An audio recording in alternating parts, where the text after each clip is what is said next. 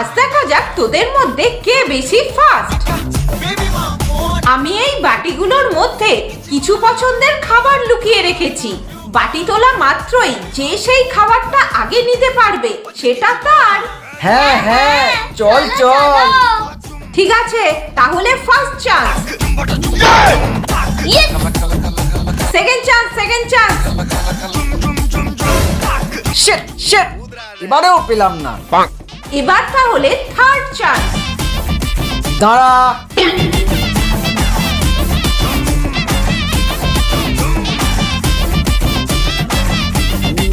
এবার আমি নেবই। নে তোল দেখি। তুলবো? ঠিক আছে।